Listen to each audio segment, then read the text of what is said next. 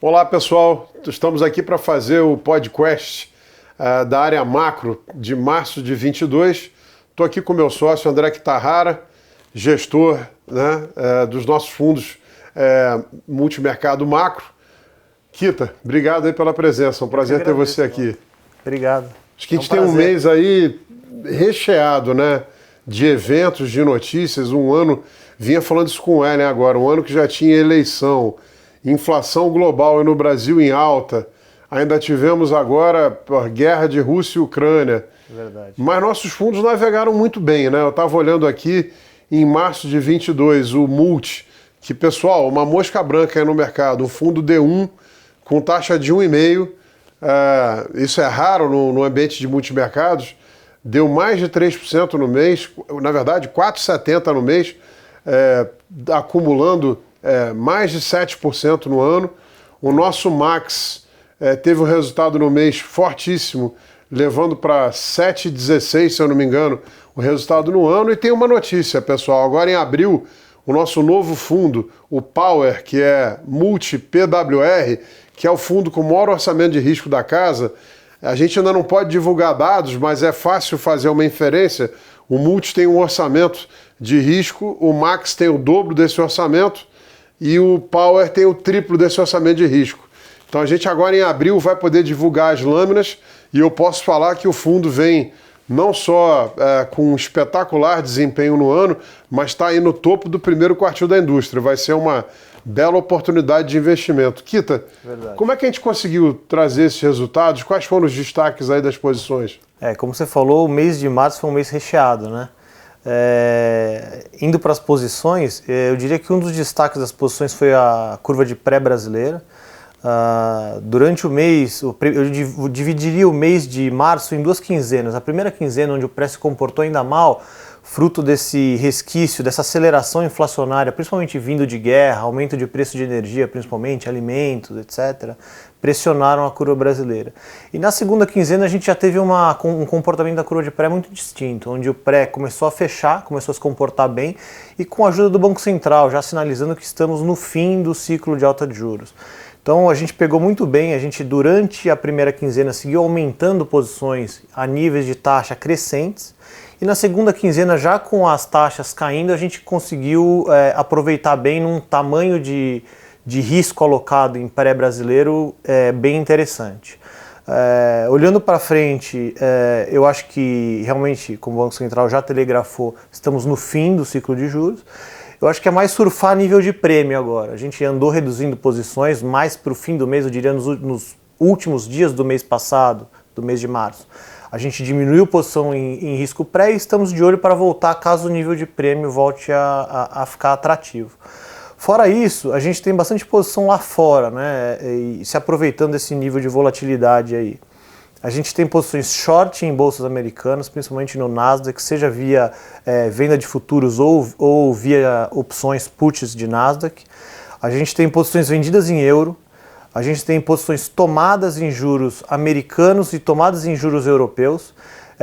Esse mix de posição se aproveitou bem desse ambiente de guerra na Europa. Mas eu acho que o que você está mostrando para o pessoal aí é talvez um raciocínio central de que lá fora, diferentemente daqui, o Fed, que é o BC americano, ficou para trás, E esse movimento de recuperação de taxa de juros vai fortalecer dólar contra euro, mas também deve provocar não só os juros de curto prazo abrindo, mas a Bolsa Americana fatalmente vai sofrer, Sim, com certeza. Eu acho assim, o nível de taxa de juros americana e taxa de juros europeia, principalmente, basicamente definem os juros do resto do mundo, Se for pensar que são os países centrais, as economias centrais do planeta, você tendo aumento de juros nesses países fatalmente afeta todo mundo. Eu acho que nós no Brasil temos uma vantagem de ter começado esse trabalho de alta de juros já há mais de 12 meses. A gente começou a puxar o juro no começo do ano passado. Então nós já estamos num fim de um processo, enquanto esses países centrais estão num começo de processo. Os países emergentes que ainda não começaram ou estão no início desse processo vão fatalmente sofrer mais do que a gente. Vão ter que fazer um catch-up, Exato. E agora, além disso, esse ambiente de guerra vai deixar consequências, mesmo a guerra, se tivesse hoje um tratado de paz, provavelmente a gente vai ter consequências duradouras aí para a economia mundial, né? Sim, eu acredito que sim. Eu não consigo acreditar que, por exemplo, as sanções sejam retiradas no curto prazo. Eu acredito que parte desse efeito inflacionário por alta de preços de energia, principalmente, e depois de alimentos, grãos, eu acho que também é uma coisa que veio para ficar por algum tempo. Então, sim, eu acho que tem efeitos perenes, mesmo que a guerra termine amanhã. E esse é um tema que a gente tem operado bastante aqui. Eu acho que essas posições no mercado europeu e mercado americano que nós temos, eles têm como tema principal manutenção da inflação em níveis elevados por algum tempo e algum choque de crescimento, principalmente na zona do euro. A zona do euro vai sofrer bastante com os embargos, com a inflação. E a necessidade também de investir em geração de energia para ficar menos dependente do gás russo parece ser algo já claro e vai exigir bastante investimento, né? Eu acho que tem esse tema de investimento em independência energética e tem um outro tema de defesa. Como saltou aos olhos a falta de investimento em defesa por parte de alguns países europeus. A gente está vendo já algum catch-up nesse sentido. Mesmo no Covid, né? Você já viu os americanos tendo que comprar máscara, seringa da China ou mesmo da sua zona de influência ali no Sudeste Asiático. Acho que isso tudo, agora com a guerra, o alerta veio dobrado, né? Sim, e aí a consequência disso é um fiscal mais frouxo na zona do euro.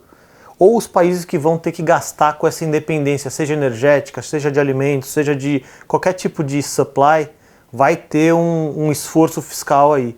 E isso vai ter que ser precificado pelo mercado eventualmente. E finalmente a gente viu a nossa tese de R$1 mais valorizado se confirmando, né? Sim. É engraçado, né, que a gente via muito pouco consenso no mercado, agora apareceram aí vários pais da ideia, mas a gente vem com essa tese nos nossos livros já há alguns meses, né? Sim, é verdade. Eu não falei logo no começo da gravação, mas o play de moeda foi muito importante para a performance do mês de março.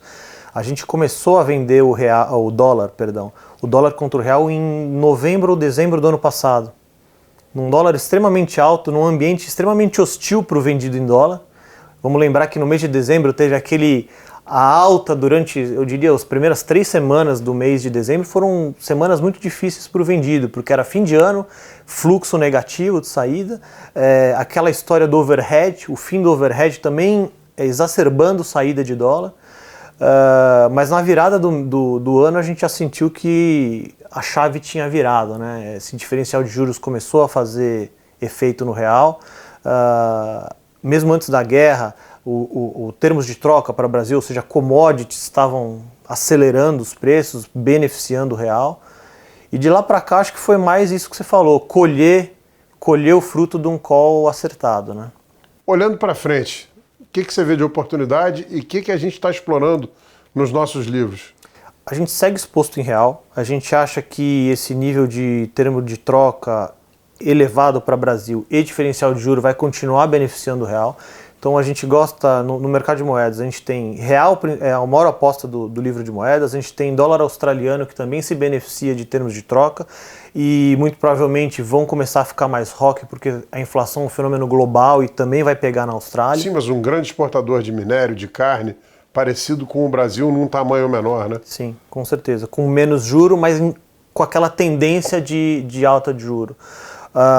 Como eu te falei, no livro de Juros Brasil a gente reduziu as apostas em pré, mas estamos de olho aí, assim, qualquer elevação de nível de prêmio a gente deve voltar a aplicar pré no Brasil. Eu acho que as taxas de juros aqui, apesar de estarmos num fim de ciclo, devem se manter em níveis elevados durante algum tempo. As apostas lá fora, seguimos vendidos em Nasdaq e bolsas, um pouco de bolsa europeia, um pouco de S&P, mas o destaque seria a Nasdaq. E eu acho que o tema é esse que você passou durante a gravação, que é níveis de juros nos países centrais mais elevados, vão pegar essas bolsas cedo ou tarde, então... Tinha risco de comprar Nasdaq a juros zero, né? É difícil. E você continua vendo o índice aí, Nasdaq, negociando próximo a 70 vezes lucro, quer dizer... tem bastante espaço aí para realização, né? Parece que tem uma certa dicotomia no mercado. O mercado de juros andou muito e o mercado de equities parece ainda não estar sentindo esse novo nível de juros de mercado. Então eu acho que é uma aposta para se maturar nos livros. Pode ser que não ocorra a queda dessas bolsas semana que vem, mês que vem, mas é um play que tem que ter e esperar maturar. Plays de juros já andou bastante, os juros lá fora, mas a gente segue tomados em juro europeu, juro americano. Seguimos com posições em juros europeus tomados, juros americanos tomados, vendidos em euro. É basicamente isso, Walter. Maravilha. Bom, parabéns pelo resultado. Pessoal, lembrando a vocês, atenção, agora em abril a gente vai poder já divulgar a lâmina do Multipower. É um produto que vai trazer um orçamento de risco bastante interessante e que vai trazer resultados aí para os nossos investidores, aproveitando aí um CDI muito mais alto. Se a gente consegue colocar um alfa grande sobre esse CDI, fica um fundo muito competitivo. A gente já está vendo ali no topo do primeiro quartil da indústria e a gente em breve vai estar podendo levar a lâmina a vocês. Abraço grande e até o mês que vem. Obrigado. Obrigado.